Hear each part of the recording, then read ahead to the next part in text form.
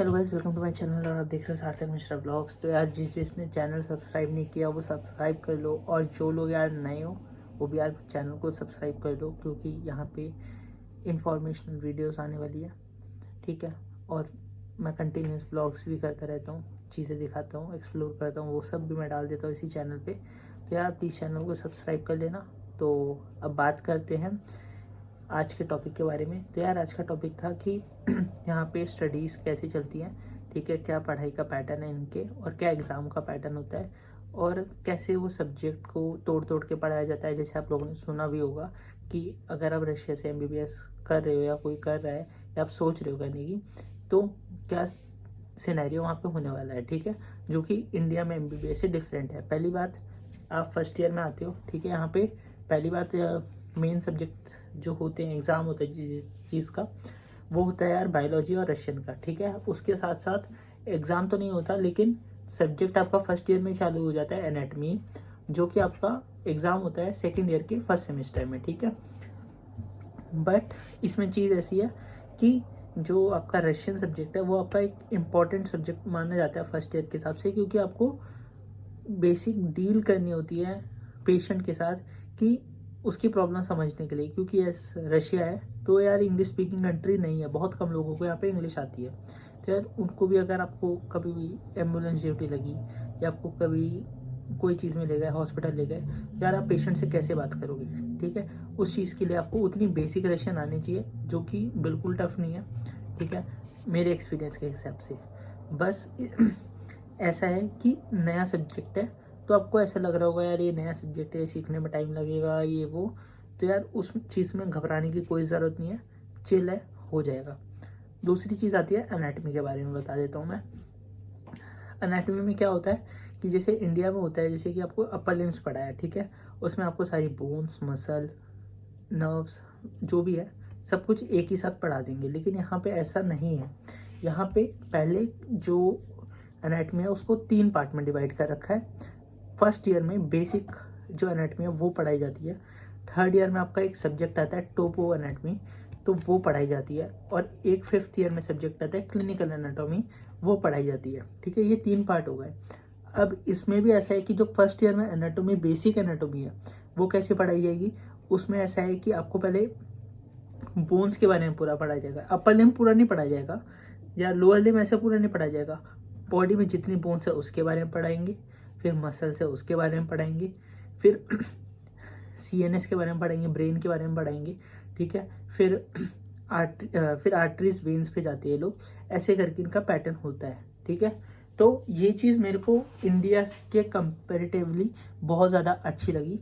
ठीक है, और मेरे को अच्छा लगा इनका ये जो मेथड है पढ़ाने का। तो ये हो गया आपको, मैंने जो फर्स्ट ईयर में एनाटॉमी बताई थी उसके बारे में। ठीक है, अब जो टोपो एनाट था उसमें आपको बेसिक सूचर वगैरह भी सिखाते हैं, और भी कई सारी चीज़ें हैं वो सब सिखाते हैं। वो आप थोड़ा सा सर्च करोगे उसके बारे में आ जाएगा, नहीं तो मेरे को ये बताने में टाइम बहुत ज़्यादा लग जाएगा। मेरे को आपको जल्दी से ओवरव्यू देना है। ठीक है, उसके बारे में, उसके बाद क्लिनिकल एनाटॉमी आएगा, उसमें आपको केसेस दिए जाएंगे, अगर इस पेशेंट को ये है तो ये क्या होगा। ठीक है, ये चीज़ होती है। ठीक है, अब उसके बाद एनाटॉमी के बाद भी एक सबकी मेजर प्रॉब्लम थी कि यहाँ पे कैडेवर्स हैं या नहीं है। हमें अभी, मेरे को बहुत लोग बोल रहे थे, हमने तो कहीं सुना है कि वहाँ पे कैडेवर्स ही नहीं है, अगर एक आधा कभी अवेलेबल हो भी गया तो उनको टच नहीं करने देते। देखो यार, उन सब चीज़ों की मैं वीडियो या फोटो नहीं डाल सकता, क्योंकि वो इनकी रशिया की जो पॉलिसी है उसके हिसाब से गलत चीज़ है। ठीक है, लेकिन यहाँ पे हमें मैम खुद अपने हाथों से टच कर करके पूरा कैडेवर में पढ़ाती हैं। ठीक है, फिर हमें उसमें खुद प्रैक्टिस करनी होती है। ऐसा नहीं है कि हम लोग वो चीज़ नहीं कर सकते, हमें अवेलेबल है।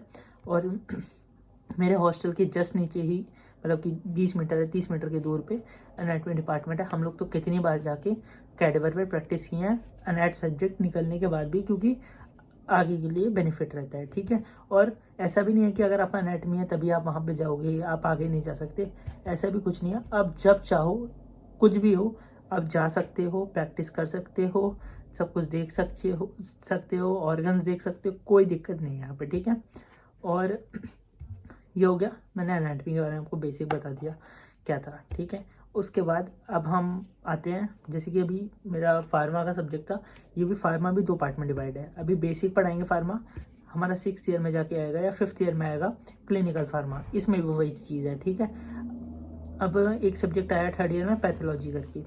अब पैथोलॉजी में क्या है कि इनके हिसाब से पैथोलॉजी 2 पार्ट में डिवाइड कर रखी है इन्होंने, एक पैथ एनाटमी और पैथ फिजियोलॉजी, ठीक है। ये भी अलग अलग तरीके से पढ़ाते हैं, इसमें भी कोई दिक्कत नहीं है। मैं आपको जो रियलिटी है वही बता रहा हूँ, मेरा कोई भी मोटिव नहीं है कि सिर्फ अच्छा दिखाने का या कुछ भी है, ठीक है। जो है यहाँ पे वो मैं आपको सीधा सीधा बता देता हूँ। ये हो गया पैथोलॉजी के बारे में, ठीक है। अभी आपको बेसिक इतना ही जानना है। उसके बाद 4th ईयर में ऑब्स एंड गायनी करके एक सब्जेक्ट है, ठीक है, अपने इंडिया में भी है। तो यहाँ पे पहले ऑब सिखाते हैं, मतलब 4th ईयर में, और उसके बाद गायनी के बारे में बताएंगे, वो चीज़ होती है, ठीक है। तो ये बेसिक चीज़ थी। उसके बाद तो आपको मैंने बता दिया कि क्लिनिकल चीज़ और उसका एडवांस फॉर्म आ जाता है इन्हीं सब्जेक्ट्स का, ठीक है। ऐसे करके आपके जो 19 सब्जेक्ट का पैक होता है FMG में, वो कंप्लीट हो जाता है। ये हो गया इसके बारे में, जो कि पढ़ाई का पूरा शेड्यूल था। उसके बाद मैं एग्ज़ाम की बात बताऊं तो यार, जो हमारी रेगुलर प्रैक्टिकल क्लासेस हैं उसमें आपके रोज़ टेस्ट होता है 5 में से, ठीक है। आपको 5 में से मिनिमम 3 स्कोर करना होता है। उसके हिसाब से पूरे साल में वो 70 में से रेटिंग बनती है। अब अगर आपकी रेटिंग 35 में से कम है, आपको बहुत क्लासेस में 2 मिला, 0 मिला, 1 मिला, जो भी है, अगर वो 35 से कम हो गई तो यार आपको एग्ज़ाम नहीं बैठने देंगे। मिनिमम रेटिंग 35 होनी चाहिए, जो कि अगर आप लगभग सारी क्लासेस जाओ और मतलब पढ़ के जाओ तो यार ऑफकोर्स ये होता है आपकी बहुत रेटिंग आ जाती है और आप एग्ज़ाम में अपीयर कर सकते हो, ठीक है। तो ये हो गया जो 70 में से रेटिंग बताई मैंने आपको वो। अब एग्ज़ाम के बारे में क्या था कि जो 30 मार्क्स 100 में से 70 का ये हो गया। अब जो 30 मार्क्स बचे उसका एग्ज़ाम होता है, उसमें से जो भी मार्क्स आएंगे आपके वो होंगे। जैसे 15 उसमें आए और 15 नहीं, आप मान लो कि 25 उसमें आए, ठीक है, और आपकी रेटिंग थी 45, तो आपके टोटल मार्क्स कितने बने? 70 मार्क्स, ठीक है। तो अगर आपको 70 मार्क्स बने या 71 बने तो 71 पे आपको 4 मार्क्स मिलेंगे। अगर आपके 71 और 50 के बीच में है तो आपको 3 मार्क्स मिलेंगे, और अगर आपकी 86 से ऊपर है तो आपको यार 5 मार्क्स मिल जाएंगे उसमें। तो वो आपकी साचौथ बुक होती है, आपको एग्जाम में फुल मार्क्स मिलेंगे आउट ऑफ 5। वो भी ग्रेड ऐसे होता है, 5 मतलब एक्सीलेंट, 4 मतलब गुड और 3 मतलब सेटिस्फैक्ट्री, ठीक है। तो आप ये था एग्जाम का पैटर्न। अब जो 2nd ईयर तक के सब्जेक्ट हैं और जितने मतलब कि जो भी जितने भी सब्जेक्ट है सारे, ठीक है, अगर आपकी उसमें रेटिंग 70 में से 60 से ऊपर है तो यार आपको अफ्तोमात मिल जाता है। अफ्तोमात मतलब कि you are free from exam, ठीक है। आपको एग्ज़ाम देने की ज़रूरत ही नहीं है। अपने क्लास में इतना अच्छा परफॉर्म किया कि आप वैसे ही पास हो गए एग्ज़ाम भी, और आपको 5 मार्क्स वो लोग ऐसे ही दे देंगे बिना एग्ज़ाम लिए, ठीक है। ये फैक्ट आपको शायद नहीं पता होगा, लेकिन ये चीज़ होती है यहाँ पे, और आप लोग वो एग्ज़ाम क्लियर कर लोगे बिना एग्ज़ाम दिए, ठीक है। तो ये चीज़ शायद बहुत लोगों को नहीं पता थी यार, तो ये भी अपने गुड बुक्स में डाल लेना। तो यार ये था एग्ज़ाम का पैटर्न और पढ़ाई का पैटर्न जो मैंने आपको बेसिक इस वीडियो में कवर किया। और अब इस वीडियो को जितना हो सके वो शेयर करना आप लोग, और जितने भी आपके दोस्त लोग हैं, जितने भी कुछ फैमिली और फ्रेंड्स है, सबको दिखाना कि ऐसा ऐसा सिनेरियो है MBBS रशिया में। और अगर आपको लगे कि आपको ये एग्ज़ाम पैटर्न और ये एग्ज़ाम का जो भी रूल्स है, ओवरव्यू मैंने आपको जो भी दिया वो अच्छा लगा, तो ज़रूर आप MBBS रशिया में पार्ट ले सकते हो और MBBS रशिया से आप परस्यू कर सकते हो, ठीक है। तो इस वीडियो के बाद भी अब जिन लोगों को कोई भी डाउट है या कुछ भी है तो यार डिस्क्रिप्शन में मेरा कॉन्टैक्ट लिंक है, आप मेरे को इंस्टाग्राम वगैरह कहीं पे भी मैसेज कर सकते हो। आप फ्री हो उस चीज़ के लिए, उसकी कोई दिक्कत नहीं है। तो आप सोचना जैसे भी सही लगे और अपना डिसीजन ले लेना। बाकी इस वीडियो को लाइक कमेंट शेयर करना बिल्कुल मत भूलना, और जैसे मैंने पहले ही बोला था और अभी बोल रहा हूँ कि प्लीज़ सब्सक्राइब कर देना, ठीक है। फिर बाय, और मिलते हैं फिर नेक्स्ट वीडियो में और अच्छी चीज़ के साथ।